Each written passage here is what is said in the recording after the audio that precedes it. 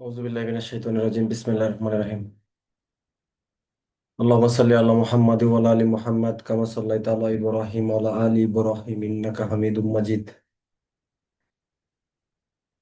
আল্লাহুম্মা বারিক আলা মুহাম্মাদি ওয়া আলা আলি মুহাম্মাদ কামা বারাকতা আলা ইব্রাহিম ওয়া আলা আলি ইব্রাহিম ইন্নাকা হামিদুম মাজিদ রব্বি জিদনি ইলমা রব্বি ইশরাহ লি সাদরি ওয়া ইয়াসসির লি আমরি ওয়াহলুল উকদাতাম মিন লিসানি ইয়াফকাহু কাওলি।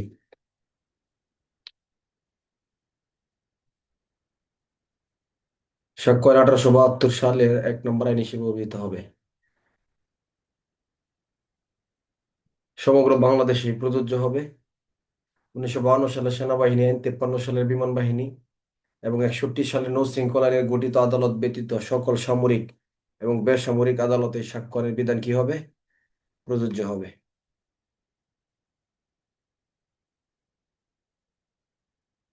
ধারা হলো সাক্ষ্য আইনের 1 ধারা 1 সেপ্টেম্বর থেকে প্রযোজ্য হবে। সাক্ষ্য আইনের 3 ধারায় হলো সংজ্ঞাসমূহ।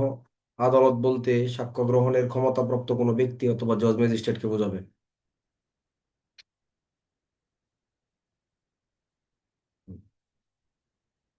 সাক্ষ্য আইনের 3 ধারা বিষয় বলতে কোনো কিছুর অবস্থা, কোনো কিছু সম্পর্ক, কোনো মানসিক অবস্থাকে বোঝাবে যা সম্পর্কে কোনো ব্যক্তি সচেতন। বিচার্য বিষয় হতে যে বিষয়গুলোর উপর ভিত্তি করে বিচার কার্যক্রম পরিচালিত হবে সেই বিষয়গুলো হলো বিচার্য বিষয়, মানে অপরাধমূলক যে জায়গাগুলো, এগুলো হলো বিচার্য বিষয়। যে সকল বিষয় সরাসরি বিচার্য নয় অথচ বিচার্য বিষয় সম্পর্কে একটা সঠিক সিদ্ধান্ত নেওয়া যায়, সেই সকল বিষয়গুলোকে বলা হয় প্রাসঙ্গিক বিষয়। অথবা বিচার্য বিষয় সরাসরি নয় কিন্তু বিচার্য বিষয়ের প্রয়োজনেই যেগুলো আদালতে প্রয়োজন, সেই সমস্ত বিষয়গুলো হলো প্রাসঙ্গিক বিষয়।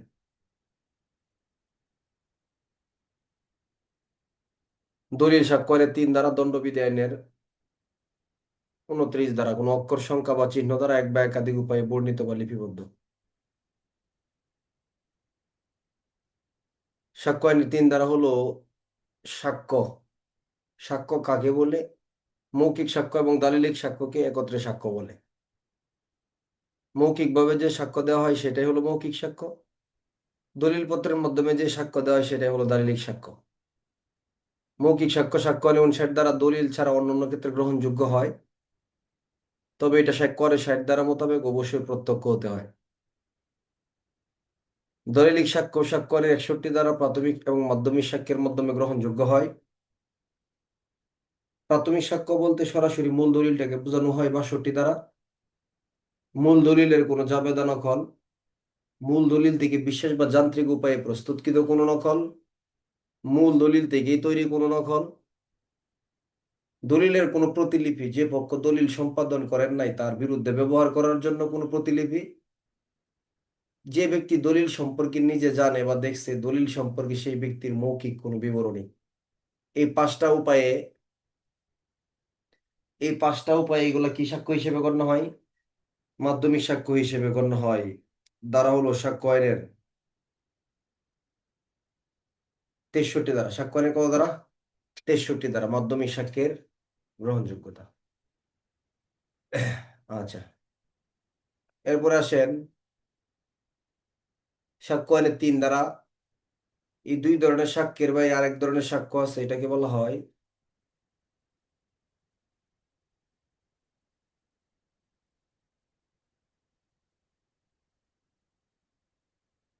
একটু প্লিজ।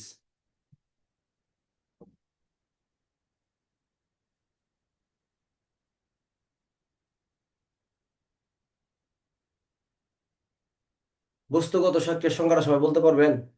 বস্তুগত সাক্ষ্য এটা কিন্তু খুব গুরুত্বপূর্ণ একটা বিষয়। ঠিক আছে, বস্তুগত সাক্ষ্যের যে জায়গাটা, এই সংজ্ঞাটা কিন্তু খুব গুরুত্বপূর্ণ বিষয়। তাহলে বস্তুগত সাক্ষ্য বলতে হচ্ছে এটা কোনো মৌখিক সাক্ষ্যও না, কোনো দালিলিক সাক্ষ্যও না, কিন্তু মৌখিক সাক্ষ্য এবং দালিলিক সাক্ষ্যের চাইতেও কি শক্তিশালী। মৌখিক সাক্ষ্য এবং দালিলিক সাক্ষ্যের চাইতেও এটা কি শক্তিশালী একটা সাক্ষ্য। এত শক্তিশালী কেন? কারণ এই বস্তুগত সাক্ষ্য আদালতে মামলা বা আদালতে বিচারের কার্যক্রমে খুব গুরুত্বপূর্ণ ভূমিকা রাখে। প্রশ্ন আসবে যে বস্তুগত সাক্ষ্য এত গুরুত্বপূর্ণ কেন? তাই না? আচ্ছা, এই বস্তুগত সাক্ষ্য যে বিষয়টা আছে এটা কখনো মিথ্যা কথা বলবে না। হাতের চাপ পায়ের চাপ মিথ্যা বলার সুযোগ আছে? মিথ্যা বলবে না। রক্ত, এটা যে কয়ের শরীরের রক্ত, এটা পরীক্ষাগারে পরীক্ষা নিরীক্ষা এটা প্রমাণ হবে। তাহলে এই বস্তুগত সাক্ষ্য কিন্তু কখনো বিরুদ্ধচারণ করে না, মানে কি বিরুদ্ধে যায় কোনো পক্ষের? না। এটা নির্দিষ্ট কোনো পক্ষের বিরুদ্ধে সাক্ষ্য দেয় না, বিরুদ্ধচারণও করে না। এই জন্য এই সাক্ষ্যটা এত গুরুত্বপূর্ণ। তাহলে এই সাক্ষ্যের মাধ্যমে কি কি করা যায়? অপরাধীকে শনাক্ত করা যায়, তাই না? অপরাধীর সাথে অপরাধের যুগ সাজেশ তৈরি করে, অপরাধের সাথে ভিকটিমের যুগ সাজেশ তৈরি করে, কোনো ঘটনাকে প্রমাণিত বা মিথ্যা প্রমাণিত করে। এগুলো হলো বস্তুগত সাক্ষ্য। যেমন একটু আগে বললাম, এগুলো হলো উদাহরণ।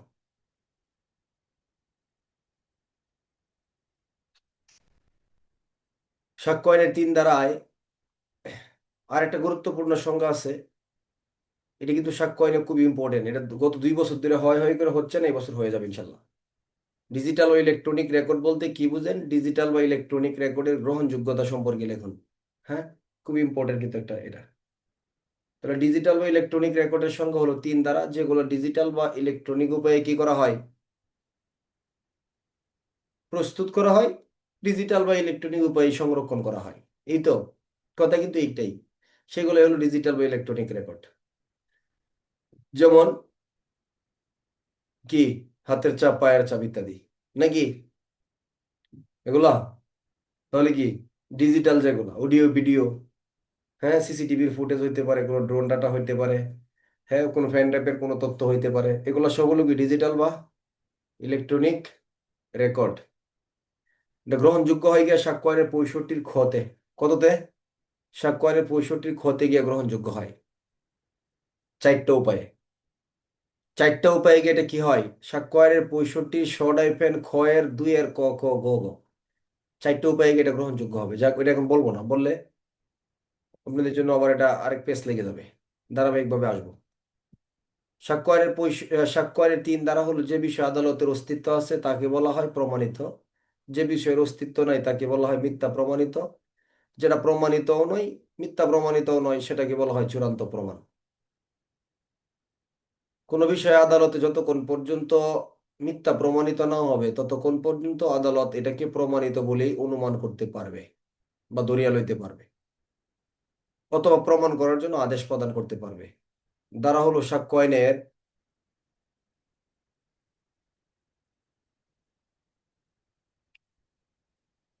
সাক্ষ্য আইনের 4 ধারা। কোনো বিষয় প্রমাণিত হলো, এটাকে আর মিথ্যা প্রমাণিত করার সুযোগ দেওয়া হলো না, তাহলে প্রথম প্রমাণিত বিষয়টা হয়ে গেল চূড়ান্ত প্রমাণ। বুঝতে পারছি? সাক্ষ্য আইনের 4 ধারা। এই ছিল প্রথম অধ্যায়।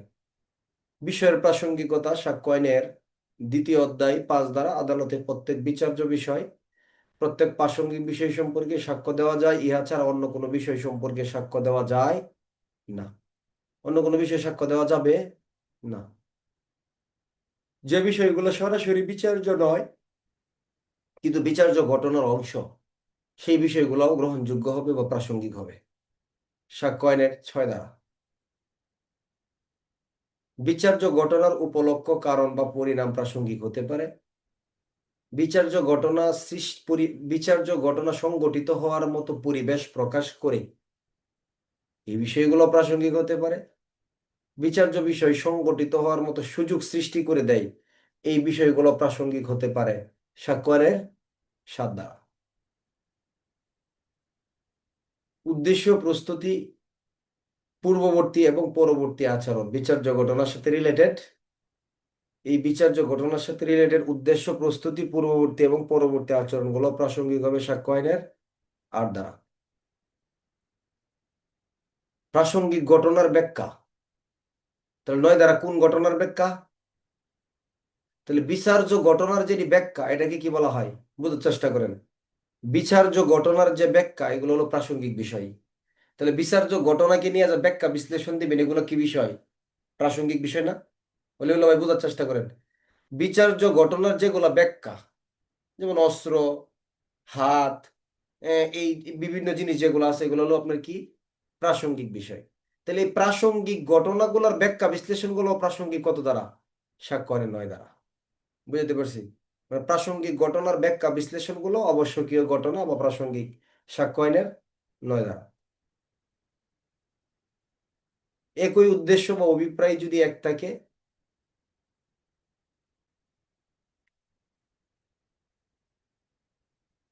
একই উদ্দেশ্য বা অভিপ্রায় যদি এক থাকে,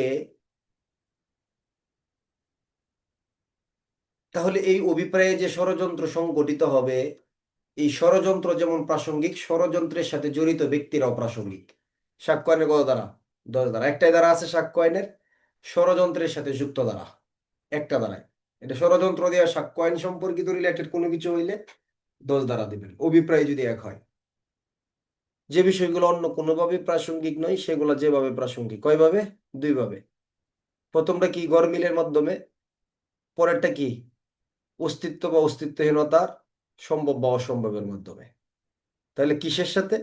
আসামির বিবৃতি বা অজুহাতের সাথে যদি বিচার্য প্রাসঙ্গিক বিষয়ের সাথে কি হয়, গরমিল বা অসঙ্গতিপূর্ণ হয়, তাহলে সেই ক্ষেত্রে অজুহাত প্রাসঙ্গিক হবে। আরেকটা হলো ওইখানে তার অজুহাতের সাথে বিচার্য ঘটনার সাথে কোনো অস্তিত্বই নাই, তার দ্বারা এই কাজটা করা সম্ভব নয়, অথবা বহুলাংশেই কি অসম্ভব। কি একটা বিষয়, এক মিনিট প্লিজ।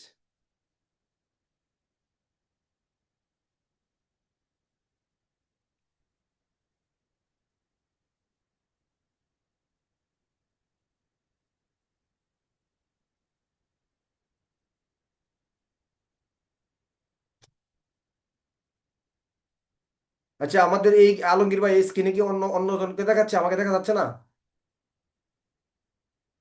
এই আরিফুল হক ভাই, আমাকে দেখা যাচ্ছে না? এদিকে কথা বলেন আলামিন। এই ওয়াহিদ ভাই, আমাকে দেখা যাচ্ছে নাকি স্ক্রিনটা অন্যজনে শেয়ার করছে? দেখা যাচ্ছে?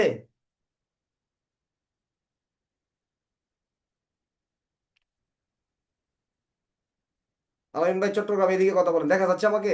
আপনারা আমাকে শুনতে পাচ্ছেন? ওকে।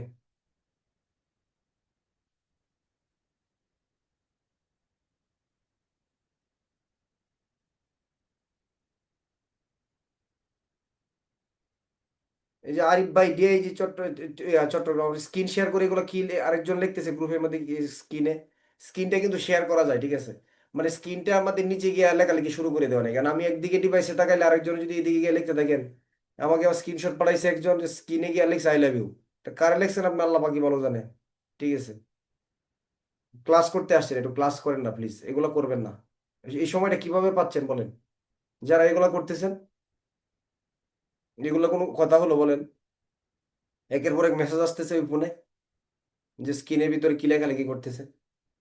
হলো বলেন, ছাত্র বৈশিষ্ট্য হলো ক্লাসের ভিতরে। আমি মানে যে ডিসপ্লেতে আমাকে দেখায় ওটাতে স্ক্রিনটাকে উনি শেয়ার করে ফেলছে, করে নিজের মনের মতো লিখতেছে। আচ্ছা, ওকে, ঠিক আছে, থ্যাংক ইউ। সাক্ষ্য আইনের 12 ধারা থেকে আজকে আলোচনা করবো আমরা। সাক্ষ্য আইনের 23 ধারা পর্যন্ত, অনেকগুলো ধারা, তুলনামূলক কম গুরুত্বপূর্ণ হতে পারে, পরীক্ষামুখীও একটু কম হয়, এই জন্য কয়েকটা বেশি ধারা পড়ে ফেলবো ইনশাল্লাহ। সহজ, একদম সহজ আলোচনা। সাক্ষ্য আইনের যে ধারাগুলো আমি বলবো পড়ার দরকার নাই, এগুলো তো স্টপই করে দিবেন, পরীক্ষার প্রশ্ন করার কোনো সুযোগ নাই এই জায়গাগুলোতে। যেগুলো বলবো কম গুরুত্বপূর্ণ, মনে করুন এমসিকিউ এর জন্য গুরুত্বপূর্ণ, যেগুলা গুরুত্বপূর্ণ, এগুলা তো গুরুত্বপূর্ণ বুঝতে পারবেন কিভাবে, যে বেশি সময় নিয়ে একটা দ্বারা আলোচনা করতেছি, তার মানে বুঝতে হবে এই জায়গাটা বেশি গুরুত্বপূর্ণ।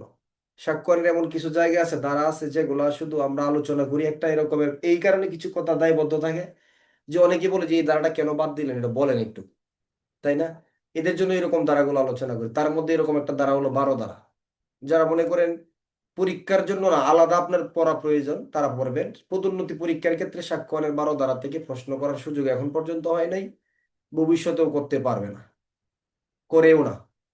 এটা এরকম কোনো ধারা না। অর্থাৎ 12 ধারা হলো ক্ষতিপূরণের মামলার ক্ষেত্রে, ক্ষতিপূরণের মামলা সাধারণত দেওয়ানি মামলা। কি মামলা? দেওয়ানি মামলা, এই জন্য প্রশ্ন করবে না। ক্ষতিপূরণের মামলার ক্ষেত্রে আদালত যদি ক্ষতির হার নির্ধারণ করতে সমর্থ হয়, অবশ্যই সমর্থ হবে, তাহলে সেটা প্রাসঙ্গিক বিষয়। সাক্ষ্যয়নের কত ধারা? 12 ধারা। আপনি এটা না নিলে কোনো অসুবিধাও হবে না। এটা কার্যক্রমের সাথে, আমাদের পুলিশি কার্যক্রমের সাথে পরীক্ষার প্রশ্নের সাথে কোনো ধরনের কোনোভাবেই সম্পৃক্ততা নেই, অত সময় নষ্ট করার প্রয়োজন নেই। সাক্ষ্য আইনের 13 দ্বারা যে জায়গাটা, এই জায়গাটা সাক্ষ্য আইনের ভিতরে গিয়ে কিছু জায়গায় আলোচনা আছে। বিষয়টা হলো এরকম, সাক্ষ্য আইনের অধিকার ও প্রথা সম্পর্কে আমরা 3টা জায়গা পাবো। কয়টা? 3টা জায়গায় আলোচনা আছে অধিকার ও প্রথা। কোনো অধিকার ও প্রথার অস্তিত্ব প্রাসঙ্গিক হবে সাক্ষ্য আইনের 13 দ্বারা। যেমন এইখানে এই জায়গাগুলো সাধারণত কোনো অধিকারের জায়গাটাকে এমন ভাবে বোঝানো হয়েছে, যেমন ধরেন আপনার একটা সম্পত্তির অধিকার, আপনি সেলিম খান, আপনি একটা সম্পত্তি চাষবাস করতেছেন, মাছ চাষ করতেছেন, যেভাবেই হোক এটা আপনার দখলে, তাহলে এটা আপনার অধিকারে আছে না? অধিকারে আছে। এই নিয়ে প্রশ্ন আসছে যে এই সম্পত্তি আপনি কই পাইলেন? এই সম্পত্তি আপনারা হঠাৎ করে আপনার এই সম্পত্তিতে ইকবাল নামক ব্যক্তি কি করছে? দখল দিছে। সে বলতেছে না এই সম্পত্তি আমার।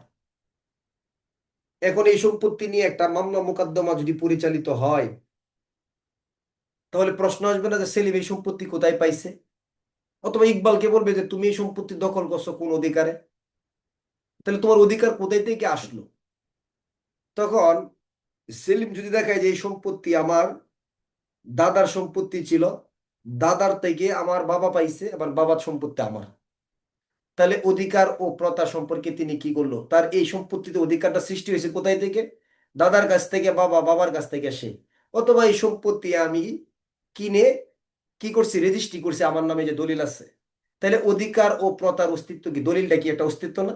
অধিকার ও প্রথার অস্তিত্ব হিসেবে এই দলিলগুলা কি হবে? এটা প্রাসঙ্গিক হবে। তাহলে অধিকার ও প্রথার যদি প্রশ্ন ওঠে, অধিকার কিভাবে তার সৃষ্টি হইলো, অধিকার সে কিভাবে পাইলো, অধিকার কিভাবে তার কাছ থেকে চলে গেছিল, এই বিষয়গুলো প্রাসঙ্গিক হবে সাক্ষ্য আইনের কত দ্বারা?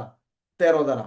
আর এই অধিকার ও প্রথা সম্পর্কে, অস্তিত্ব সম্পর্কে ধরেন কেউ দলিলে লিখে গেছে, কেউ উইলে লিখে গেছে, এই ব্যক্তিগুলো পরে মারা গেছে, হারায় গেছে, বিদেশে চলে গেছে, সাক্ষ্যদানের অযোগ্য হয়ে গেছে, তাহলে পরবর্তীতেও তাদের বিবৃতিগুলা অধিকার ও প্রথার অস্তিত্ব সম্পর্কে, তাদের বিবৃতিগুলা প্রাসঙ্গিক হবে সাক্ষ্য আইনের 32-7 দ্বারা। যদি এর ভিতরেও কোনো একটা সমাধান না হয়, তাহলে এই সম্পর্কে যাদের বিশেষ জ্ঞান লাভের সুযোগ আছে, এই দলিল, অধিকার ও প্রথার অস্তিত্বের বিষয়ে কোনো বিশেষজ্ঞ ব্যক্তি বা তৃতীয় পক্ষদের অভিমত প্রাসঙ্গিক হবে সাক্ষ্য আইনের 48 দ্বারা। কত দ্বারা? সাক্ষ্য আইনের 48 দ্বারা। এই সাক্ষ্য আইনের অধিকার ও প্রথার অস্তিত্ব সম্পর্কে 3টা দ্বারা আলোচনা যদি প্রশ্ন হয়, তাহলে আমরা অধিকার ও মতামতের বা অভিমতের প্রাসঙ্গিকতা সম্পর্কে আমরা একটা জায়গা পড়বো এই অধ্যায়ে, যে কি অধিকার ও প্রথার অস্তিত্ব সম্পর্কে যদি কারো বিশেষ জ্ঞান লাভের সুযোগ থাকে বা বিশেষজ্ঞ হয়ে থাকে, তাহলে তাদের অভিমত গুলা কত দ্বারাই প্রাসঙ্গিক? মতামত সাক্ষ্য বা তৃতীয় পক্ষ হিসেবে প্রাসঙ্গিক হবে 48 দ্বারা। এটা আমরা এখন পড়লাম না, কিন্তু 48 আজকে আমাদের পড়ার আলোচনার বিষয় না। আরেকটা কি, অধিকার ও প্রথার বিষয় সম্পর্কে কেউ উইলে বা দলিলে লিখে গেছে, তো যে লিপিবদ্ধ করে গেছে বা যাদের লেখা বা যারা দিয়ে গেছে বা যারা উইল করে দিয়ে গেল, তারা যদি মারা যায়, হারায় যায়, বিদেশে চলে যায় বা সাক্ষ্যদানের অযোগ্য হয়ে যায়, তাহলে তাদের এই বিবৃতি গুলাও প্রাসঙ্গিক হবে তাদের অনুপস্থিতিতে 32-এর কত দ্বারা? 7 দ্বারা। আর শুধু নর্মালি একদম অধিকার ও প্রথার অস্তিত্ব, অধিকার কিভাবে সৃষ্টি হলো, কিভাবে বিনাশ হলো, কিভাবে এটা অধিকারের জায়গাটা তার কাছ থেকে চলে গেল, এই যে বিষয়গুলো অধিকার ও প্রথার, এই বিষয়গুলো প্রাসঙ্গিক সাক্ষ্যের কত দ্বারা? 13 দ্বারা। যদি মনে করেন যে এটাও আপনার জন্য একটু কষ্টকর দ্বারা হয়, এটাও আপনি ইচ্ছা করলে হাইড করতে পারেন, কোনো অসুবিধা নেই, কোনো অসুবিধা নেই।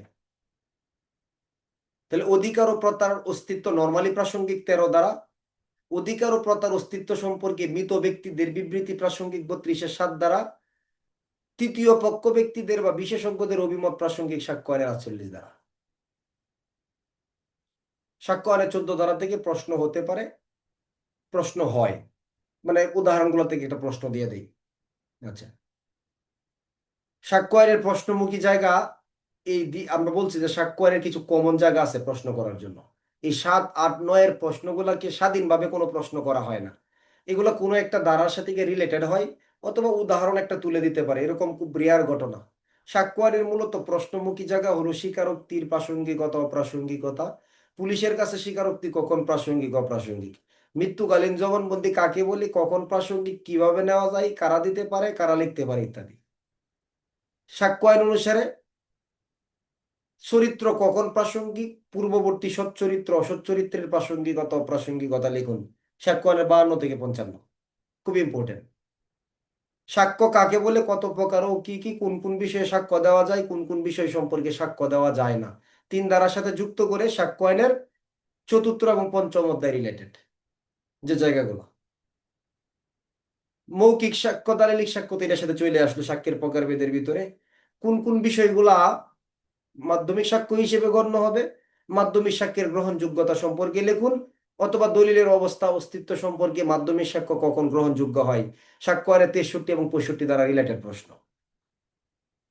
এএসআই থেকে এসআই পদের জন্য সাক্ষ্য আইনের 67, 68 খুব ইম্পর্টেন্ট দ্বারা।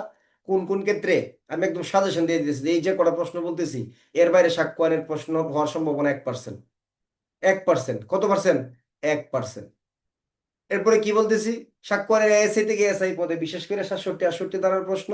সাক্ষ্য আইন অনুসারে হস্তাক্ষর প্রমাণের পদ্ধতি সমূহ লিখুন, 6টা ক্ষেত্রে প্রমাণ করা যায় ভাষ্যতে। কোন কোন ক্ষেত্রে প্রত্যয়নকারী সাক্ষী হাজির করা আবশ্যক, কোন ক্ষেত্রে আবশ্যক নয়, সাক্ষ্য আইনের 68 ধারার ভাষ্য থেকে একটা প্রশ্ন হয়। 5টা ক্ষেত্রে হাজির করার প্রয়োজন হয় না, 3টা ক্ষেত্রে প্রয়োজন হয়। বস্তুগত সাক্ষ্য বলতে কি বুঝেন, এর গ্রহণযোগ্যতা সম্পর্কে লিখুন। ডিজিটাল বা ইলেকট্রনিক রেকর্ড বলতে কি বুঝেন, এর গ্রহণযোগ্যতা সম্পর্কে লিখুন। আচ্ছা, এরপরে সাক্ষ্য আইনের প্রমাণের দায়িত্ব কার, কে কোন ভাবে কি প্রমাণ করবে, 101 থেকে 114, এটা সহজ একটা প্রশ্ন হয়। কোন কোন ব্যক্তি সাক্ষী দিতে পারে, এই যে 118 দ্বারা যে এই প্রশ্নগুলো। ভুয়া ব্যক্তির সাক্ষ্য সম্পর্কে লিখুন, তাই না? এই যে 118 থেকে যে এই জায়গার ভিতরের যে প্রশ্নগুলা নবম অধ্যায়ের, এটা যে কোনো দ্বারা থেকে প্রশ্ন হইতে পারে। এরপরে 10ম অধ্যায়ের জায়গায় বিভিন্ন রকম প্রশ্ন এখানে হয়।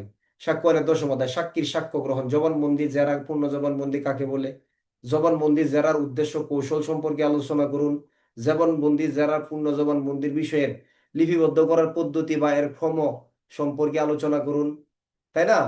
এরপরে হলো আপনার সাক্ষ্য আইনের মূলত 10ম অধ্যায়টা জানা কি, ওইখানে তো এক সময় বলে শেষ করা যাবে না, মানে নবম 10ম অধ্যায়। এরপরে ওইখানে স্মৃতি পুনর্জীবিত বিষয়ের কোনো প্রশ্ন সম্পর্কিত আলোচনা। এরপরে আপনার লিপিবদ্ধ বিষয় সম্পর্কে সাক্ষীকে জেরা করার বিষয় সম্পর্কে আলোচনা। ওই জায়গাগুলো থেকে কি আপনাকে কি করবে, প্রশ্ন করবে। আর এইখানে যে জায়গাগুলো, ওগুলো সাপোর্টিং, অন্য দ্বারার সাথে কখনো কখনো যুক্ত হয়ে যেতে পারে, এই জন্য আমরা একবারে ছেড়ে দিতে পারি না এই জায়গাগুলো। সাক্ষ্য আইনের 14 ধারার আলোচনার বিষয়বস্তু নর্মালি আমরা সবাই জানি কি প্রাসঙ্গিক, মনের অবস্থা দেহের অবস্থা প্রাসঙ্গিক, নাকি? এরকমটা জানি না আমরা, যে মনের অবস্থা দেহের অবস্থা কি প্রাসঙ্গিক। এখন পরীক্ষার হলে গিয়ে প্রশ্ন পাইলেন যে মনের অবস্থা দেহের অবস্থা প্রাসঙ্গিক হওয়ার পূর্ব শর্ত কি, অথবা মনের অবস্থা দেহের অবস্থা কখন প্রাসঙ্গিক। এখন আপনি লিখছেন সাক্ষ্য আইনের 14 দ্বারা মনের অবস্থা দেহের অবস্থা প্রাসঙ্গিক, বলবি এটা আবার কি করলো, এটা হলো কোনো কিছু? যে 14 দ্বারা মনের অবস্থা দেহের অবস্থা, আমি কি দ্বারা বলছি? দ্বারা তো সবাই লিখবে, কিন্তু প্রাসঙ্গিক কেন? আরেকটু শর্ট করি আমি, বলতে ব্যাখ্যা করি। আপনারা অনেকেই এটা জানবেন, আমার মনে হয় ম্যাক্সিমামই জানেন, যারা এই বছর পড়াশোনা নতুন শুরু করছেন তারাও টুকটাক এখন আগে পড়ে কিছু জানে। এরকম এরকম ছাত্র বর্তমানে পাওয়া যায় না যে আগে কিছু পড়াশোনা না করে প্রাইভেটে জয়েন করে। কিছু লোক ম্যাক্সিমাম আছে এরকম, আগে থেকে টুকটাক পড়াশোনা থাকে, একবার নতুন হলেও ধরে 26-এ পরীক্ষা দিবে, 26 সালে পরীক্ষা দিবে, 25 সালে দেখেন টুকটাক কিছু পড়ছে, 24 সালে পড়ছে, কিন্তু এরকমটা নতুনরা বিশেষ করে এটা। তাহলে সরকারি দলিল প্রাসঙ্গিকতার একটা ধারা আছে সাক্ষ্য আইনে, আপনারা জানেন না সবাই? করা সরকারি দলিল প্রাসঙ্গিক সাক্ষ্য আইনের 35 ধারা, নাকি? তাহলে সরকারি দলিল 35, বলি সরকারি দলিল কখন কিভাবে প্রাসঙ্গিক। আপনি যদি লেখেন সাক্ষ্য আইনের 35 ধারা সরকারি দলিল প্রাসঙ্গিক হবে। সরকারি দলিল প্রাসঙ্গিক হওয়ার কিছু শর্ত আছে। এই দলিলটা সরকারি কর্তব্য সম্পাদন প্রসঙ্গে লিপিবদ্ধ হইতে হবে, কোন সরকারি কার্যক্রমের সাথে জড়িত রেজিস্টারে, কোন ডায়েরিতে, কোন নথিতে লিপিবদ্ধ হইতে হবে, এবং অবশ্যই এটা কোনো বিচার্য বা প্রাসঙ্গিক বিষয় সম্পর্কে হইতে হবে। কি সম্পর্কে হইতে হবে? বিচার্য বা প্রাসঙ্গিক বিষয় সম্পর্কে হইতে হবে। তখন সরকারি দলিল বা ডিজিটাল রেকর্ডে থাকা লিপিবদ্ধ বিষয় সাক্ষ্য আইনের 35 ধারায় গিয়ে কি হবে, প্রাসঙ্গিক হবে। আর সরকারি দলিল কাকে বলে, এটা 74 ধারায় বলা আছে স্বাক্ষরের। আচ্ছা, ঠিক। এখন আপনাকে বলছে যে 14 ধারায় দেহের অবস্থা মনের অবস্থা কখন প্রাসঙ্গিক, কি কি ভাবে প্রাসঙ্গিক। তাহলে প্রশ্ন একটু ভিন্ন হয়ে গেল না? এভাবে প্রশ্ন হবে। তাহলে মনের অবস্থা দেহের অবস্থা তখনই প্রাসঙ্গিক যদি মনের অবস্থা দেহের অবস্থা কি হয়, বিচার্য বিষয় হয়। বিচার্য বিষয় যদি না হয়, আপনার মনের অবস্থা এখন কিরকম এটা আদালতে দরকার আছে দেখার? কার মনের অবস্থা কিরকম এটা কোনো বিচার্য বিষয় না এখন। তাহলে মনের অবস্থা দেহের অবস্থা প্রাসঙ্গিক হওয়ার পূর্ব শর্ত হলো এটা বিচার্য বিষয় হতে হবে। কি বিষয় হতে হবে? বিচার্য বিষয় হতে হবে। তাহলে দেহের অবস্থা আঘাতের মামলা একজনের শরীর জখম, একজনের শরীর রক্তাক্ত আছে, এটা দেহের অবস্থা না? তাহলে বিচার্য বিষয় কি আঘাত। তাহলে আঘাতের মামলায় দেহের অবস্থা প্রাসঙ্গিক হতে পারে। মানসিক অবস্থা, মানহানির মামলা, কি মামলা? মানহানি। মানহানির মামলার ক্ষেত্রে বিচার্য বিষয় কি? মানহানি। তাহলে মনের অবস্থা প্রাসঙ্গিক। মানহানির ঘটনার ক্ষেত্রে মনের অবস্থা কি হইতে পারে? প্রাসঙ্গিক হইতে পারে। তাহলে এই বিচার্য বিষয় আগে আসতে হবে। কিভাবে প্রাসঙ্গিক, মানে কি কি উপায়ে? কয়েকটা উপায় আছে, এই কথাগুলো শুধু এখন মুখস্থ করে ফেলেন। বলেন ইচ্ছা, বলেন ইচ্ছা, জ্ঞান, সরল বিশ্বাস, অবহেলা, হঠকারিতা, কোনো ব্যক্তি বিশেষের প্রতি বিদ্বেষ অথবা মঙ্গল কামনার অভিপ্রায়। এই 7টা শব্দ যদি আপনার মাথায় থাকে, তাহলে সাক্ষ্যয়নের 14 ধারার প্রশ্ন পৃথিবীর যেভাবেই আসুক, এই 7টা শব্দ উচ্চারণ করা ছাড়া সাক্ষ্যয়নের 14 ধারার কোনো প্রশ্ন বা কোনো উদাহরণ দিতে পারবে না। সাক্ষ্যয়নের 14 ধারার ক্ষেত্রে অনেকগুলো উদাহরণ আছে, প্রত্যেকটা উদাহরণের ভিতরে এই 7টা শব্দ পাবেন। কি কি? ইচ্ছা, আমি সহজ করে দিচ্ছি পরে। ইচ্ছা, জ্ঞান, সরল বিশ্বাস, অবহেলা, হঠকারিতা, কোনো মানুষের প্রতি বিদ্বেষ অথবা কোনো ব্যক্তির মঙ্গল কামনার অভিপ্রায়। তাহলে বলবেন এগুলো কেন বলতেছি? সাক্ষ্যের 14 ধারার আলোচনার বিষয় এই 7টা শব্দ, প্রত্যেকটা উদাহরণের সাথে এই কথাগুলো রিলেটেড। মুখস্থ না করলেও যদি কোনো প্রশ্নের উদাহরণের ভিতরে ইচ্ছা শব্দটা পান, জ্ঞান শব্দটা পান, মানে মনের অবস্থা দেহের অবস্থার সাথে মিশিয়ে ইচ্ছা পান, জ্ঞান পান, সরল বিশ্বাস পান, অবহেলা পান, কোনো বিদ্বেষ অথবা কল্যাণ শব্দগুলা শুনতে পান, দেখতে পান, বুঝতে পারবেন এটা অবশ্যই 14 ধারার প্রশ্ন। যেমন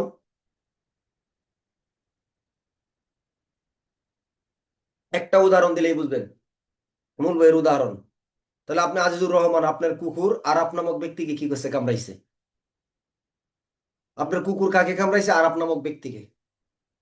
আচ্ছা, আজিজুর রহমানের কুকুর যদি আরাপ নামক ব্যক্তিকে কামড় দেয়, আজিজুর রহমান যদি ইচ্ছা করে এই কাজটা করায়, তার কুকুরকে লেলিয়ে দেয়, তাহলে কুকুরে যদি কাউকে কামড় দেয়, মামলা করতে যাবেন দণ্ডবিধির কত ধারায়? কোন আইনে মামলা হবে? কুকুরে কামড় দিচ্ছে এবং মারাত্মক ভাবে জখমও করে ফেলছে তাকে কামড়ায়। কুকুর কি জানেন?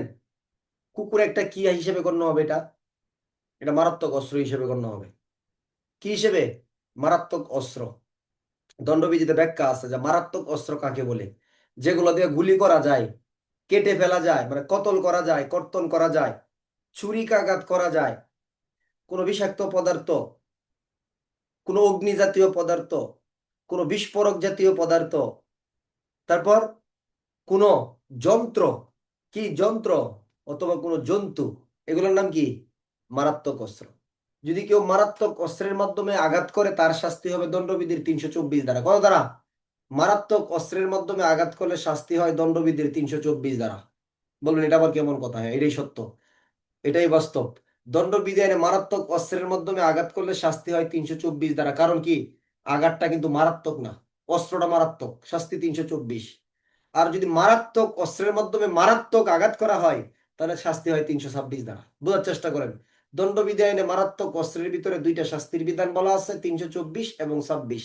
তাহলে অস্ত্র মারাত্মক, আঘাত মারাত্মক না, শাস্তি কত? 324। অস্ত্র মারাত্মক, আঘাতও মারাত্মক, 326। আমরা যে ভুলটা করি, মারাত্মক অস্ত্র শুনলেই 326 ধারা ব্যবহার করা শুরু করে দিই। আর আরেকটা ভুল করি, মারাত্মক আঘাত শুনলে আমরা 326 দ্বারা ব্যবহার করি। আঘাত মারাত্মক কিন্তু অস্ত্র মারাত্মক না, 326-এ যাবে না জীবনেই। দুইটা মারাত্মক শব্দ না হওয়া পর্যন্ত 326 যাওয়ার সুযোগ নাই। মারাত্মক আঘাত করছে, তাহলে 326 অসম্ভব। শুধু মারাত্মক আঘাতের জন্য 326 ধারাতেই মামলা হবে। কিন্তু যদি মারাত্মক অস্ত্রের মাধ্যমে মারাত্মক আঘাত করে, তাহলে শাস্তি হবে কত ধারায়? 326 ধারায়। তাহলে 326 ধারায় শাস্তি দেওয়ার জন্য কয়টা মারাত্মক লাগবে? হ্যাঁ, কয়টা সাংঘাতিক লাগবে? দুইটা, সাংঘাতিক আঘাত, সাংঘাতিক অস্ত্র। এছাড়া 326 আনার কোনো সুযোগ নাই। শুধু মারাত্মক অস্ত্র শুনছেন, আরে অস্ত্র মারাত্মক হইতে পারে। আমি ভুলে গেছি যে সাক্ষ্য আইনের ক্লাস দেখছেন, চলে গেছে দণ্ডবিধি আইনে। সরি, মাফ করবেন। সাক্ষ্য আইনের আলোচনার বিষয়বস্তু ছিল কত ধারা? 14 ধারা। আচ্ছা, তাহলে 14 ধারা আলোচনার প্রেক্ষাপটটা হলো এরকম, মনের অবস্থা দেহের অবস্থা যদি বিচার্য বিষয় হয়, তাহলে মনের অবস্থা দেহের অবস্থা প্রাসঙ্গিক। তাহলে মনের অবস্থা দেহের অবস্থা বিচার্য বিষয় হলো যদি প্রাসঙ্গিক হয়, এই মনের অবস্থাটা এবং দেহের অবস্থাটা কিভাবে এরকম হইলো? আপনার সেলিম খান, আপনার মনের অবস্থা কিভাবে হইলো এরকম? কিরকম হইলো? কোনো ব্যক্তির ইচ্ছা দ্বারা, জ্ঞান দ্বারা, অবহেলা দ্বারা, বিদ্বেষ দ্বারা, তারপরে কি কোনো কল্যাণ দ্বারা ইত্যাদির মাধ্যমে মনের অবস্থা দেহের অবস্থা কি হইলো? সৃষ্টি হইলো। তাহলে তানিম আহমেদের কুকুর যে সেলিম খানকে খামড়াইলো, সেলিম খান যে মামলা করলো,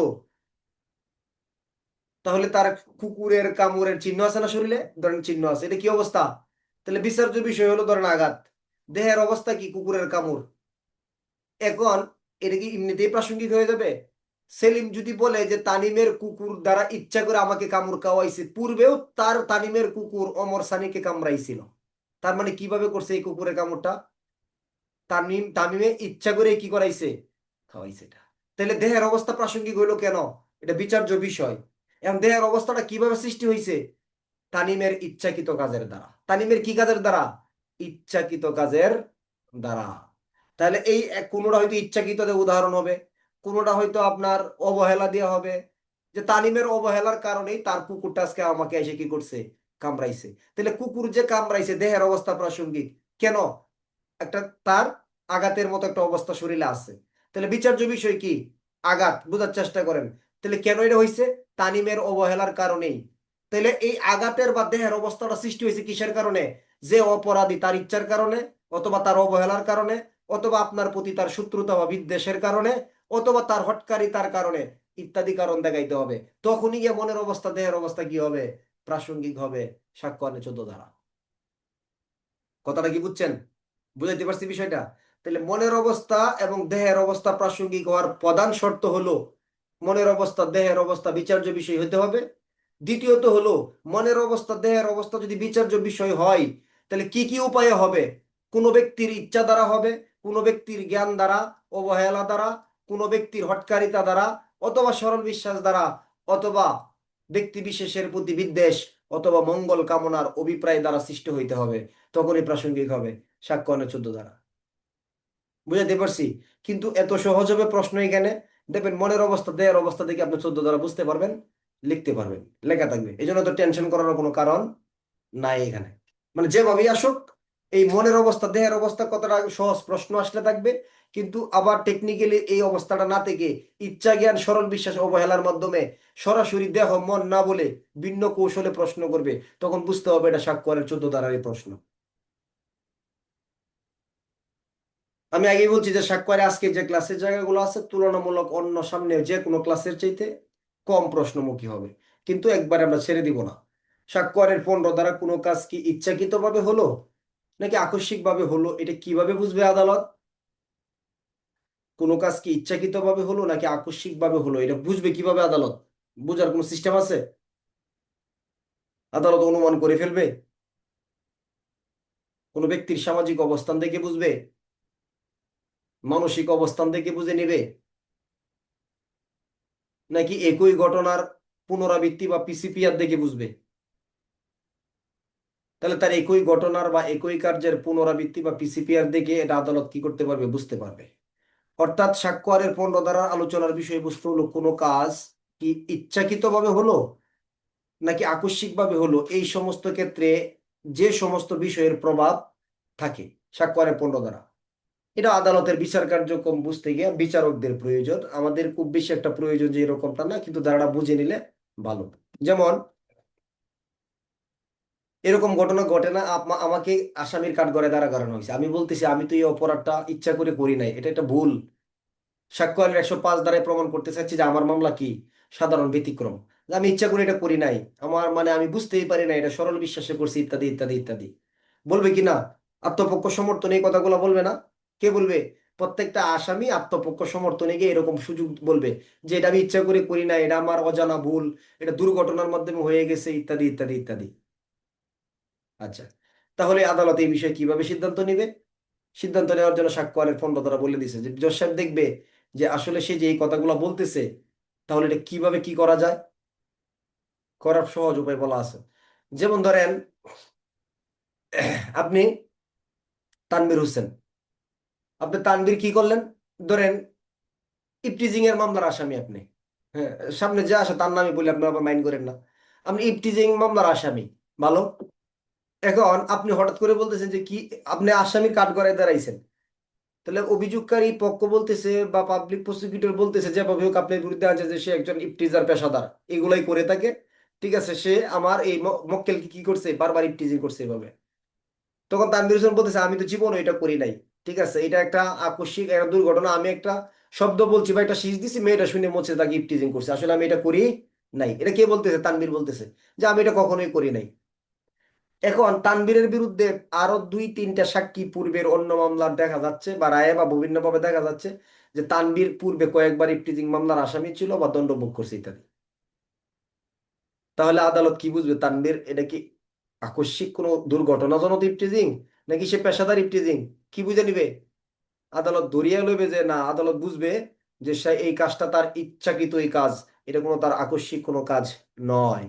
সাক্ষ্য অনেক দ্বারা 15 দ্বারা। আমি বিমার টাকার জন্য ঘরবাড়ি পুরাইয়া বিমার টাকা দাবি করছি, বীমা কোম্পানি বলতেছে এ একটা বাটপার, এই বিমার টাকার জন্য সে ঘরবাড়ি পুরাই ফেলছে। আমি বলবো না না, আসলে আমার ঘরবাড়ি পুড়ে গেছে, টাকা দেন।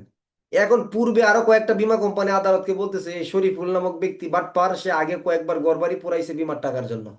তাহলে কি বুঝে নিবে আদালত, যে আসলে ঘরবাড়ি পুড়ছে নাকি বিমার টাকা নেওয়ার জন্যই পুরাই লাইছি? বিমার টাকা নেওয়ার জন্য পুরাই ফেলাইছি। তাহলে এই ঘরবাড়ি পোড়ানোর ঘটনা আমার দ্বারা এই কাজটা হয়েছে আকস্মিক ভাবে না ইচ্ছাকৃত ভাবে? ইচ্ছাকৃত ভাবে। আমার বিরুদ্ধে জাল নোট পাওয়ার অভিযোগ পাওয়া গেছে, মামলা হয়েছে।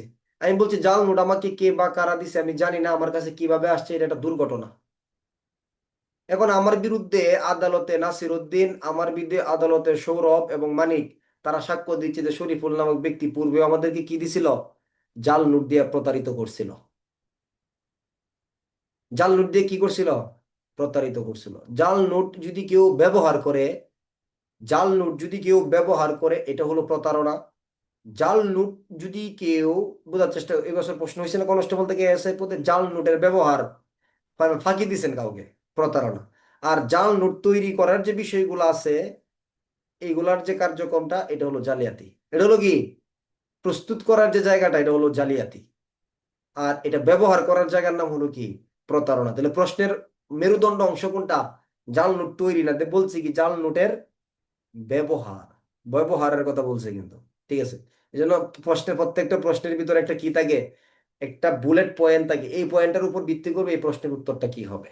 এই জন্য প্রশ্ন পড়তে হয়, এমসিকিউ হোক লিখিত হোক, প্রশ্নটার দিকে মনোযোগী হইতে হয়। প্রশ্নের দিকে যখন মনোযোগী হবেন, আমরা আগে প্রশ্নটা একটু আংশিকভাবে দেখেই চারটা উত্তরটা আগে দেখার চেষ্টা করি, এটা আমাদের একটা কমন ভুল বিষয়। মানে ম্যাক্সিমাম কি করি, উপরে কি লেখছে না লেখছে তাড়াহুড়া করে দেখি, আগে নিচে চারটে বোঝার চেষ্টা করি। লিখিত পরীক্ষার প্রশ্নের ক্ষেত্রে এরকমটাই করি, আগে লেখালেখি শুরু করে দেওয়ার চেষ্টা করি, প্রশ্নের ভিতরে কি আছে এটা আমরা বারবার দেখার চেষ্টা করি না। এই জন্য আমাদের উত্তরগুলো কি হয়ে যায়, অনেক ক্ষেত্রে ভুল হয়ে যাওয়ার সম্ভাবনা থেকে যায়। নেন সাক্ষ্য আইনের, তাহলে 15 দ্বারা বুঝছেন তো নাকি? 15 দ্বারা বুঝছেন না? 15 দ্বারা বুঝছেন, একটা উদাহরণ দেন তো, আপনারা কি বুঝছেন 15 দ্বারায়? তো উদাহরণ তৈরি করেন। আমি তো 3টা উদাহরণ দিলাম।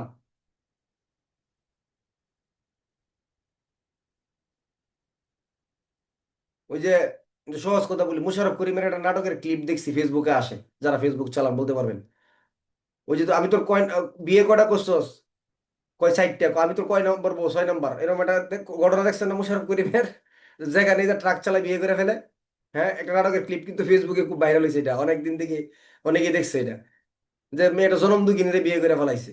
জনম দুঃখিনী বিয়ে করে ফেলাইছে, কত বিয়ে কয়টা, কয় 4টা, আমি কয় নম্বর, কয় 6 নম্বর, তার মানে আরো তার বউ আছে।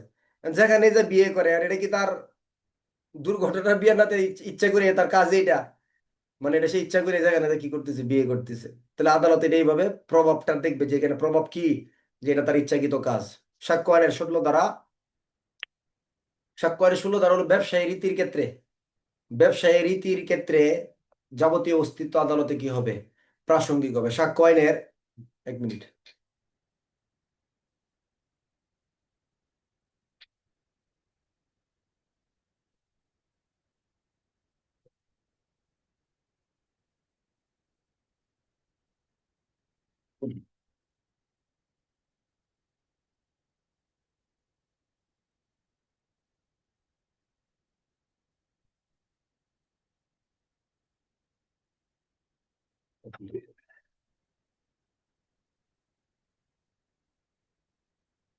আচ্ছা,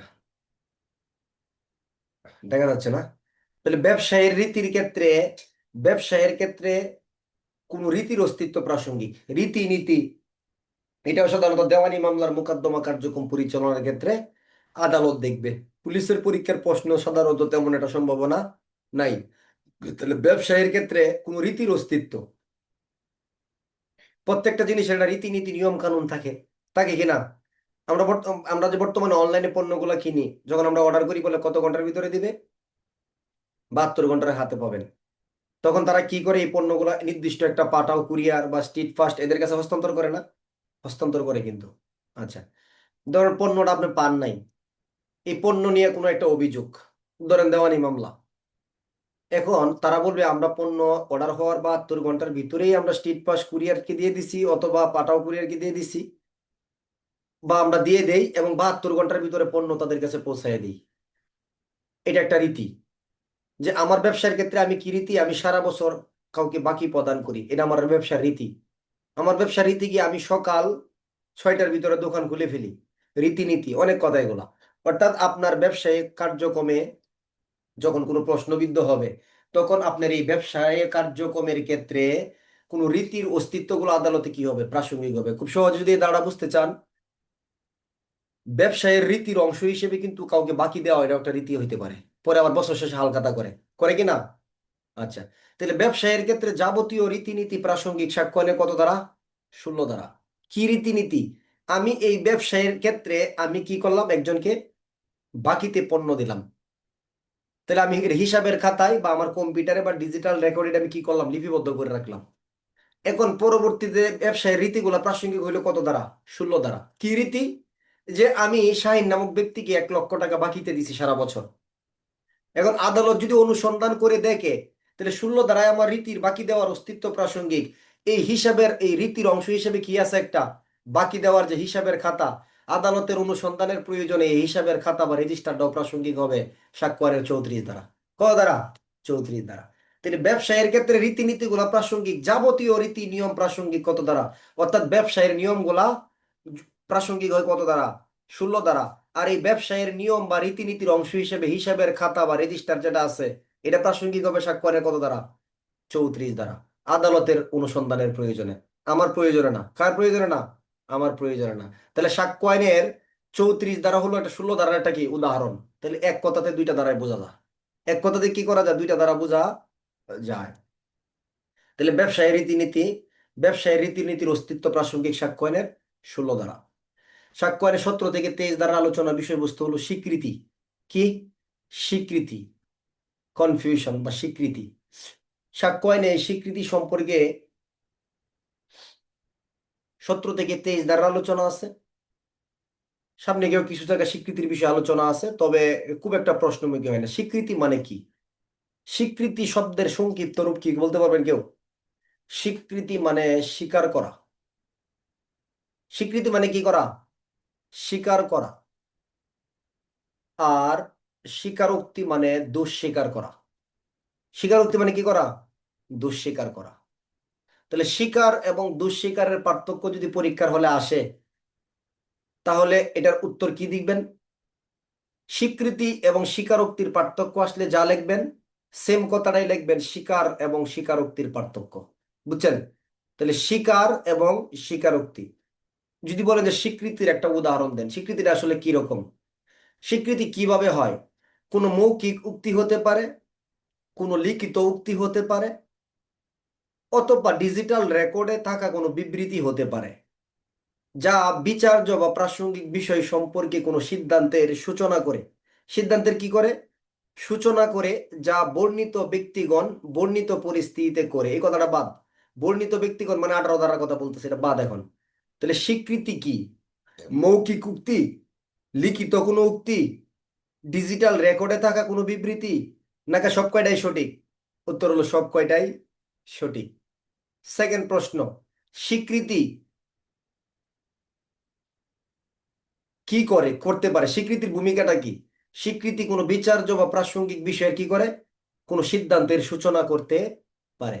স্বীকৃতি কি চূড়ান্ত প্রমাণ? না। সাক্ষ্য আইনের 31 ধারা মতে স্বীকৃতি কখনোই চূড়ান্ত প্রমাণ নয়, তবে প্রমাণে কি করতে পারে? প্রতিবন্ধকতা সৃষ্টি করতে পারে। তাহলে স্বীকৃতি কিন্তু কোনোভাবেই চূড়ান্ত প্রমাণ নয়। কারণ স্বীকৃতি, ধরেন আমি স্বীকারোক্তি দিলাম যে আমি আলমগীরকে হত্যা করছি, আমি স্বীকারোক্তি দিলাম, এই যে ম্যাজিস্ট্রেটের কাছে আমি স্বীকারোক্তি দিয়ে দিলাম যে আলমগীরকে হত্যা করছি, যদি ম্যাজিস্ট্রেট উপস্থিত থাকে, কোনো ভয়ভীতির প্রলোভন ছাড়াই যদি দেই, তাহলে আমার এটার উপর ভিত্তি করে কিন্তু আমাকে দণ্ড দিতে পারবে। এই স্বীকারোক্তি আবার নতুন করে প্রমাণের কোনো প্রয়োজন নাই।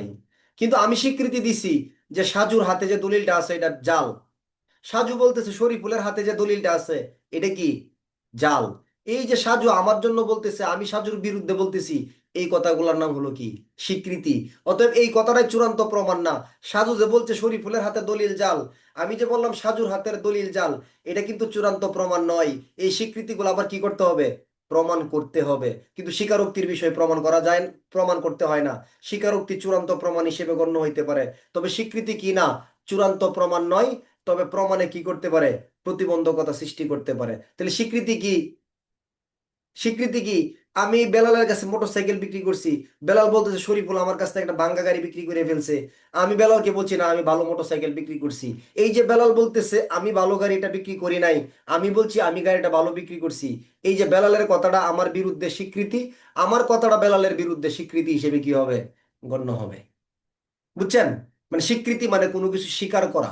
এখন কি কেউ দোষ স্বীকার করছে আমরা এখানে? আর যদি বলি আমি আলমগীরকে হত্যা করছি, আমার দোষ আমি স্বীকার করলাম, আমি ডাকাতির ঘটনার সাথে জড়িত ছিলাম, এটার নাম হলো স্বীকারোক্তি। তাহলে সাক্ষ্যের 17 দ্বারা হলো স্বীকৃতির কি সংজ্ঞা? মৌখিক বা লিখিত কোনো উক্তি বা ডিজিটাল রেকর্ডে থাকা কোনো বিবৃতি, যা কি সম্পর্কে সিদ্ধান্তের সূচনা করে?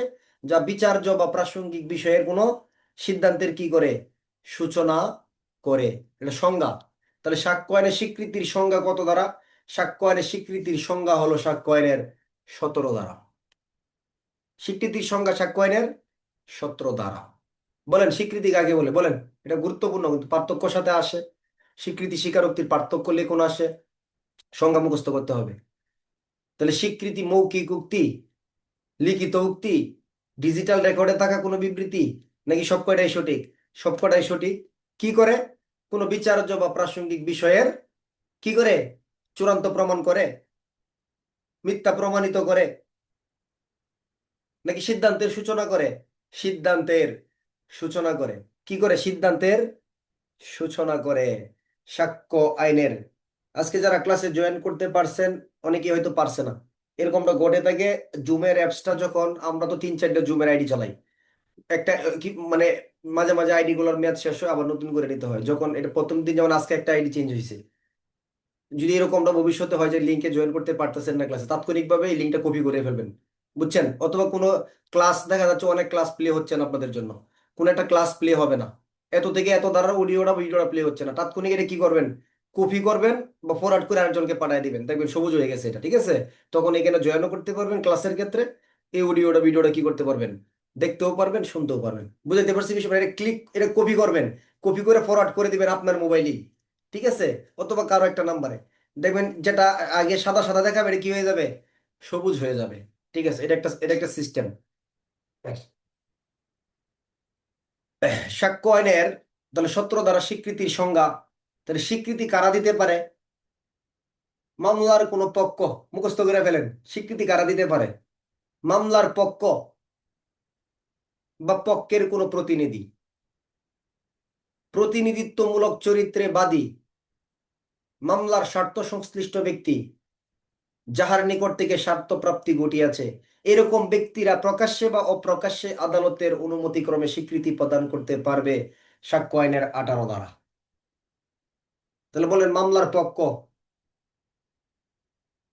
পক্ষের কোন প্রতিনিধি, মানে পক্ষ মানে কি? মামলার পক্ষ বুঝেন? পক্ষ কি বলেন তো? বাদী বা বিবাদী যারা আছে। তাহলে আপনি সাইদ আর খুলনা, আপনি মামলার বাদী পক্ষ।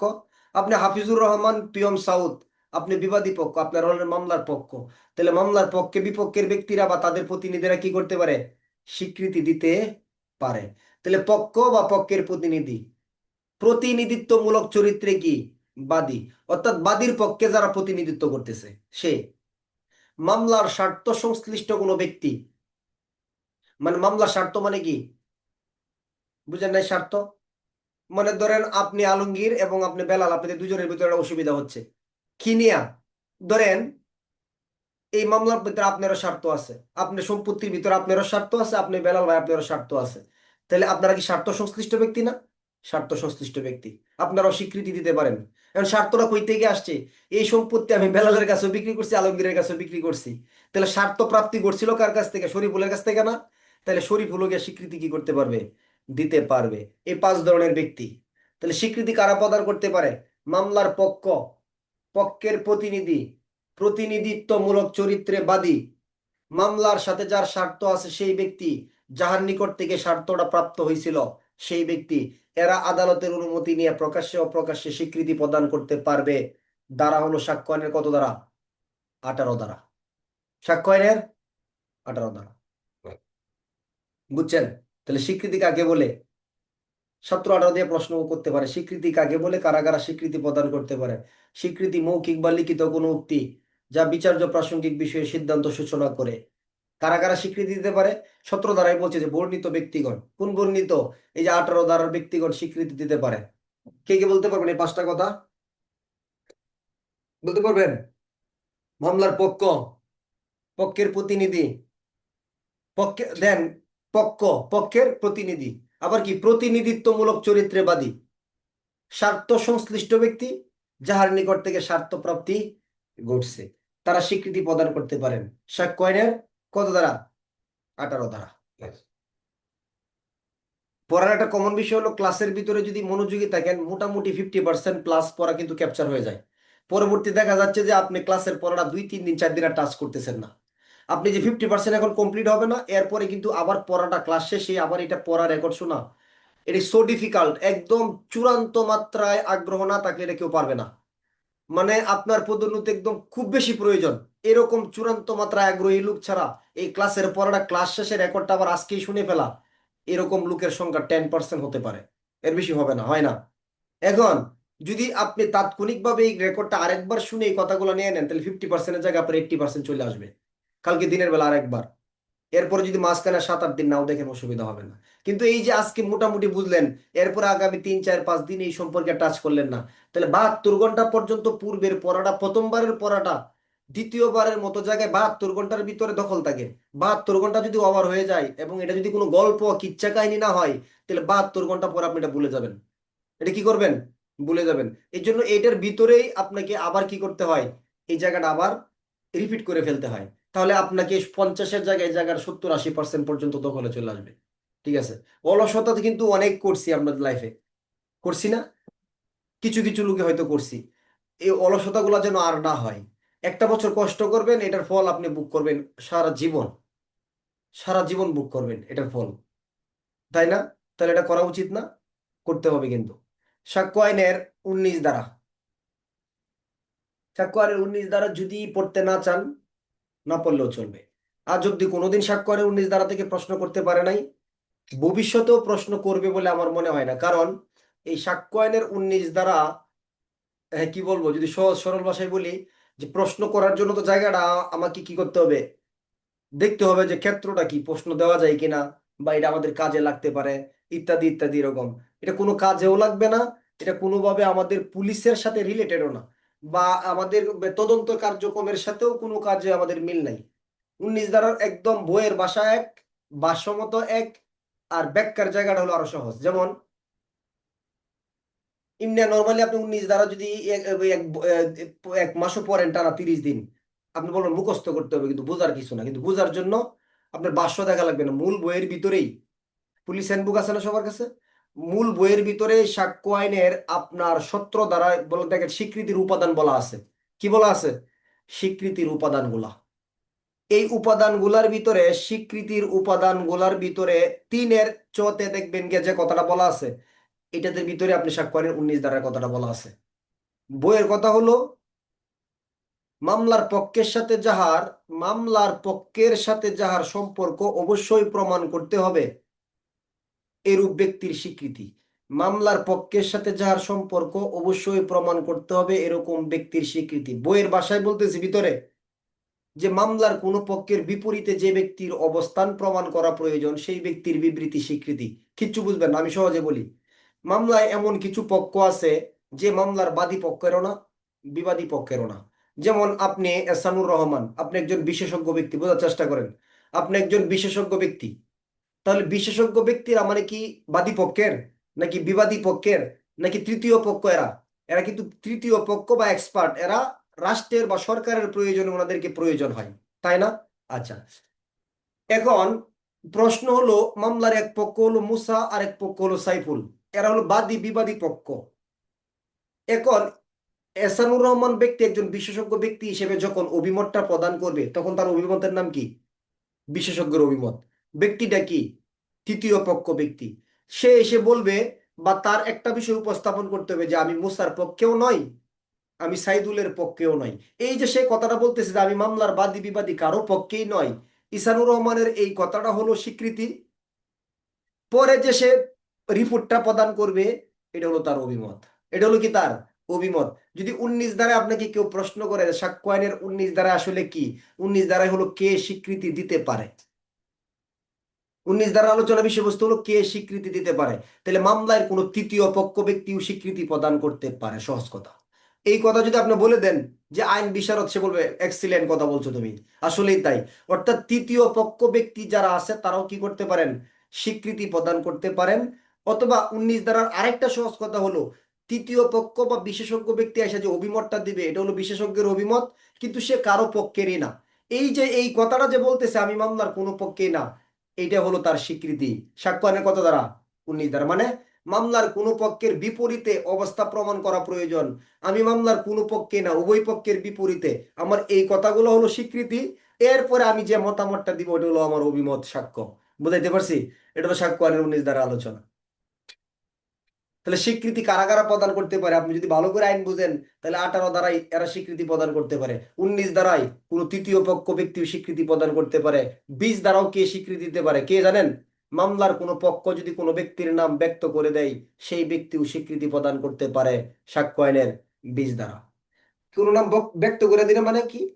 আমি বলতেছি, আমাকে বলতেছে আপনি বলেন এই বিষয় সম্পর্কে, আমি বলতেছি না আমি এই বিষয়টা বলবো না, এই বিষয় সম্পর্কে মানিক হাওলাদার বলবে। এখন মানিক হাওলাদারের নাম কে ব্যক্ত করে দিছে? আমি মামলার একটা পক্ষ, বাদী পক্ষ। মানিক হাওলাদার বলতেছে হ্যাঁ বিষয়টা এরকম। আপনি সাইদ, আপনাকে বলছে আপনি একটা কিছু বলেন, আপনি বলতেছেন আমি এই বিষয় সম্পর্কে বলবো না, আমার এই বিষয় সম্পর্কে হাসান নামক ব্যক্তি বলবে। এই যে আপনি একজন ব্যক্তির নাম ব্যক্ত করে দিছেন, হোক বাদী বা বিবাদী, এই যে ব্যক্তির নাম ব্যক্ত করছেন, ওই ব্যক্তির বিবৃতি কি হিসেবে গণ্য হবে? স্বীকৃতি হিসেবেই গণ্য হবে। যেমন আমি একটা ঘোড়া বিক্রি করলাম কার কাছে? দুলালের কাছে। এখন বা একটা মোটরসাইকেল বিক্রি করলাম দুলালের কাছে। এখন পরবর্তীতে অভিযোগ আনলো যে তার কাছ থেকে আমি একটা ভাঙা মোটরসাইকেল বিক্রি করছি, যা আগে উদাহরণ দিয়েছিলাম, অথবা একটা ঘোড়া বিক্রি করছি যেটা ভালো না, তাই না? এই নিয়ে প্রশ্ন আসছে। এখন এই মোটরসাইকেলটা সম্পর্কে যদি একজন মেকানিক, সে যদি ভালো মোটরসাইকেলটা কাজ করে, যে মোটরসাইকেলটা ভালো বা ভালো না এই মর্মে প্রশ্ন আসছে। এখন আমি বলতেছি যে তাহলে মেকানিককে জিজ্ঞেস করে দেখেন। মেকানিক বলতেছে এই মোটরসাইকেলটা খুব ভালো কন্ডিশন। তাহলে আমি কার নাম ব্যক্ত করে দিছিলাম? মেকানিকের। মেকানিক যদি বলে ভালো, এটাও স্বীকৃতি। যদি বলে না আসলে এই মোটরসাইকেলটা খারাপ ছিল, এটাও কি স্বীকৃতি। অর্থাৎ মামলার কোনো পক্ষরা কোনো ব্যক্তির নাম যদি ব্যক্ত করে দেয়, তাদের বিবৃতি স্বীকৃতি, অথবা তারাও কি করতে পারেন? স্বীকৃতি প্রদান করতে পারেন। ধারাগত সাক্ষ্য আইনের 20 ধারা। সাক্ষ্য আইনের 20 ধারা। যাবো আর একটু আজকে, দরকার নেই, তাকে এই পর্যন্তই। সাক্ষ্য আইনের 21 ধারা আলোচনা করতে গেলে লম্বা আলোচনা হয়ে যাবে, কারণ এটা পড়ার মতো বিষয় আছে। স্বীকৃতির প্রমাণ, সাক্ষ্য আইনের 21 ধারা কি? নিতে পারবেন? হাত উঠান তাহলে, শেষ করে দিই শর্ট করে। নেওয়া যাবে? স্বীকৃতির প্রমাণ সাক্ষ্য আইনের 21 ধারা। যে স্বীকৃতি দেয়, যারা স্বীকৃতি দেয়, মানে স্বীকৃতি সাধারণত প্রাসঙ্গিক। যে স্বীকৃতি দেয় সাধারণত স্বীকৃতি তার বিরুদ্ধে কি করা যায়, বা তার স্বার্থ সংশ্লিষ্ট প্রতিনিধিদের বিরুদ্ধে কি করা যায়, প্রমাণ করা যায়। মানে আমি স্বীকৃতি দিলাম, আমার স্বীকৃতিকে আমি প্রমাণ করব? নো। আমি বলতেছি আমি ভালো মানুষ, এটা আমার স্বীকৃতি। আপনার আপনার নাম কি? সুজন রাজবংশী। আপনি সুজন রাজবংশী বলতেছেন শরীফুল খারাপ মানুষ, তাহলে সুজন রাজবংশীর এটা স্বীকৃতি যে আমি খারাপ। আমি বললাম আমি ভালো মানুষ, এটা আমার স্বীকৃতি। তাহলে সাক্ষ্য আইনের 21 দ্বারা বলতেছে শরীফুলের এই স্বীকৃতি প্রমাণ করবে কে? আমি যে বলছি আমি ভালো মানুষ, তাহলে আমার বিরুদ্ধে সুজন প্রমাণ করায় দেখাবে আমি খারাপ মানুষ। সুজন যে বলছে আমি খারাপ মানুষ, আমি তার বিরুদ্ধে প্রমাণ করায় দেখাবো আমি ভালো মানুষ। ধরেন এটা একটা, ধরেন এটা একটা দলিল, এটা একটা দলিল। আমি এটাকে বলতেছি এটা অরিজিনাল সাক্ষ্য আইনের ভাষ্য, এটা আমার স্বীকৃতি। আপনি বেলাল নামক ব্যক্তি বলতেছেন যে না এটা অরিজিনাল সাক্ষ্য আইনের ভাষ্য না, তাহলে বেলাল কি প্রমাণ করবে? বেলাল আমার স্বীকৃতির বিরুদ্ধে প্রমাণ করে দেখাবে। আমি যে বলছি যে ভালো, সে প্রমাণ করে দেখাবে এটা কি নয়, ভালো নয়। আমি যে বলছি এটা অরিজিনাল, এটা সে কি করবে? সে প্রমাণ করে দেখাবে এটা কি নয়, ভালো নয়। সে যে বলছে স্বীকৃতি সেটা ভালো নয়, ভেজাল, তাহলে তার বিরুদ্ধে আমি প্রমাণ করে দেখাবো এটা খাঁটি। তাহলে যে স্বীকৃতি দেয় সে প্রমাণ করে নাকি তার বিরুদ্ধে পক্ষ প্রমাণ করে? তার বিরুদ্ধী বা পক্ষকে প্রমাণ করতে হয়, স্বীকৃতি নিজে প্রমাণ করে না। স্বীকৃতিকারীর বিরুদ্ধী পক্ষ বা তার বিরুদ্ধী পক্ষ বা তার প্রতিনিধিরা তার বিরুদ্ধে প্রমাণ করে দেখায়। এটা হলো 21 দ্বারা আলোচনা। তবে নিজের পক্ষ থেকে কি স্বীকৃতি প্রমাণ করা যায়? যাবে? সাক্ষ্য আইনের 21 ধারায় 3টা ক্ষেত্রে নিজেদের পক্ষ থেকেও স্বীকৃতিকারীদের পক্ষ থেকেও স্বীকৃতি কি করা যায়?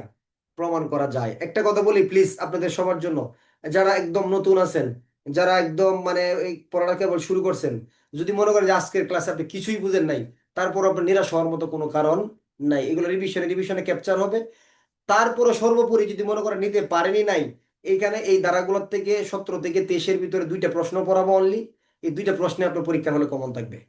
তারপরও আপনি নিরাশ হবেন না, কথা বলছে নিরাশ হওয়ার মতো কোনো কারণ নাই। কম প্রশ্নমুখী জায়গা, কিন্তু একবারে ছেড়ে দিলেও হয় না, প্রশ্ন হয়ে যদি যায়, এই জন্য আমরা এই জায়গাগুলো কিন্তু পড়তেছি। এবং এই স্বীকৃতির জায়গাগুলোর ক্ষেত্রে কিন্তু এই 21 ধারাটা গুরুত্বপূর্ণ, যে স্বীকৃতি কি প্রাসঙ্গিক, হ্যাঁ গ্রহণযোগ্য। স্বীকৃতি কে প্রমাণ করবে? যে স্বীকৃতি দিবে তার বিরোধী পক্ষ প্রমাণ করবে, এটাই স্বাভাবিক নিয়ম। স্বীকৃতিকারী থেকে কি প্রমাণ করা যায়? 3টে ক্ষেত্রে স্বীকৃতিকারীদের পক্ষ থেকেও কি করা যায়? প্রমাণ করা যায়। ক্ষেত্রগুলা কি? আমি স্বীকৃতি দিছিলাম, কি স্বীকৃতি দিছিলাম? যে এই দলিলটা খাঁটি, এই স্বীকৃতি দিয়ে মারা গেছি। তাহলে আমার উত্তরাধিকারীগণ যারা আছেন বা আমার প্রতিনিধি যারা আছেন তারা প্রমাণ করে দেখাইতে পারবে, কারণ কি আমি মরে গেছি। তাহলে এই স্বীকৃতি প্রমাণের দায়িত্ব কার পক্ষে চলে আসছে? স্বীকৃতিকারীদের পক্ষে চলে আসে। দ্বিতীয়ত,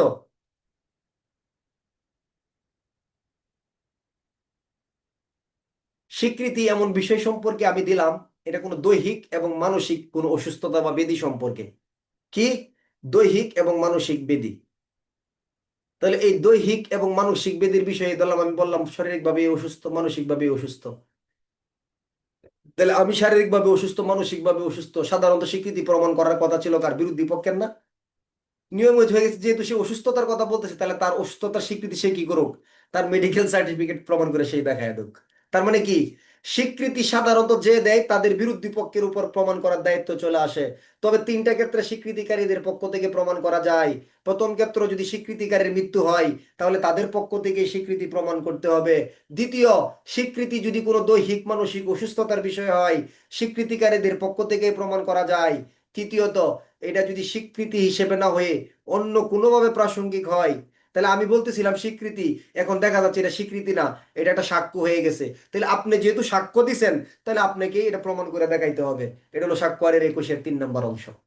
মানে এটা স্বীকৃতি রইলো না, বলতেছে এটাও তো স্বীকৃতি হয় না, এটা কি হয়ে গেছে? এটা হয়ে গেছে সাক্ষ্য। তাহলে আমার সাক্ষ্য আমাকে প্রমাণ করতে হবে না? তাহলে আমারকেই প্রমাণ করতে হবে। এই হলো সাক্ষ্য আইনের 21 ধারার 3টা ব্যতিক্রম। তাহলে যে স্বীকৃতি দেয় সে প্রমাণ করে, ক, তার বিরুদ্ধে পক্ষ প্রমাণ করে, খ, ক্ষেত্র বিশেষ নিজের পক্ষ থেকেও প্রমাণ করা যায়, গ। তাহলে সঠিক উত্তর কি হবে? খ এবং গ। বিরোধী পক্ষ প্রমাণ করবে, ক্ষেত্র বিশেষ নিজের পক্ষ থেকেও প্রমাণ করা যায়। নিজের পক্ষ থেকে প্রমাণ করা যায় কোন ক্ষেত্রে? কথা হলো 3টা। স্বীকৃতিকারীর মৃত্যু হলে, স্বীকৃতি কোনো মানসিক বা শারীরিক অসুস্থতার বিষয়ে হলে, এটা যদি স্বীকৃতি না হয়ে অন্য কোনোভাবে প্রাসঙ্গিক হয়, সেই ক্ষেত্রে সাক্ষ্য আইনের 21 দ্বারা। আগামীকালকে 24 থেকে 30, মাঝখানে 22-23 একটু আলোচনা করে দিব। রোজা রমজানের দিন আবার কদরের রাত্র হিসেবে হতে পারে, ইবাদত বন্দিগিও করবেন একটু, ঠিক আছে? যেহেতু বেজুর রাত্র, আমরা এই কদরের রাত্রিগুলাকে আমরা কি করব? তালাশ করব ইনশাল্লাহ। আচ্ছা, সাক্ষ্য আইনের 17 থেকে আলোচনা ছিল কত? 12 দ্বারা। ক্ষতিপূরণের মামলার ক্ষেত্রে আদালত যদি ক্ষতির হার নির্ধারণ করতে সমর্থ হয়, সেগুলা প্রাসঙ্গিক বিষয় সাক্ষ্য আইনের 12 দ্বারা অধিকার ও প্রতার অস্তিত্ব সম্পর্কে প্রশ্ন উঠলে, অধিকার কিভাবে সৃষ্টি হইলো, অধিকার কিভাবে আসলো, কিভাবে বিনাশ হইলো, এগুলো প্রাসঙ্গিক সাক্ষ্যয়নের 13 দ্বারা। মনের অবস্থা দেহের অবস্থা প্রাসঙ্গিক, যদি তা বিচার্য বিষয় হয়। আর মনের অবস্থা দেহের অবস্থা সৃষ্টি হয়েছে কিভাবে? ইচ্ছা। মনে আছে? বলেন তো, 7টা কথা এখানে কয়টা বলতে পারবেন? দেখেন 7টার ভিতরে কয়টা মিলে, একটু বলেন না।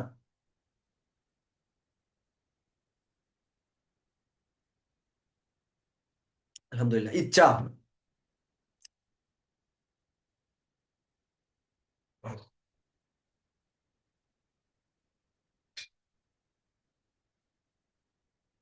আচ্ছা, কমন পড়ছে।